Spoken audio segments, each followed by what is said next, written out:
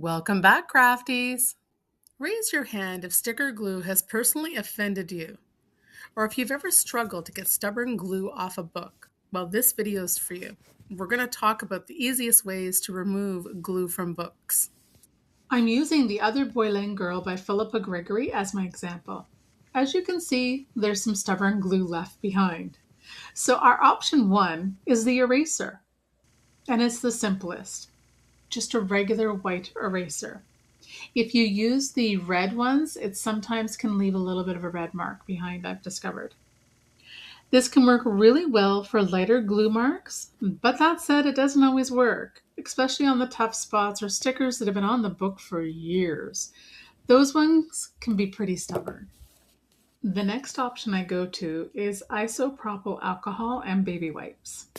So I lightly spray the alcohol onto the sticky area, and then I gently wipe it with the baby wipe.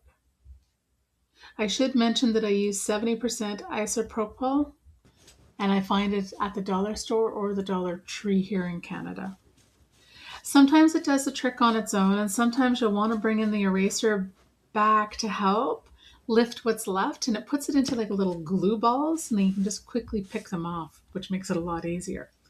However, sometimes even this doesn't work, and we have to move on to option number 3. For the really tough glue spots, it's time to bring in our heat tool. You can use a regular hair dryer, or you can use an embossing heat tool as well. The heat loosens the glue, making it much more easy to remove.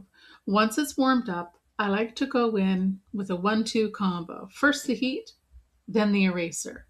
The eraser helps the glue bunch up instead of just smearing it all around. And there you have it, 3 options depending on how stubborn the glue is. No more sticky glue marks, and your book is ready to be wrapped, gifted, or enjoyed.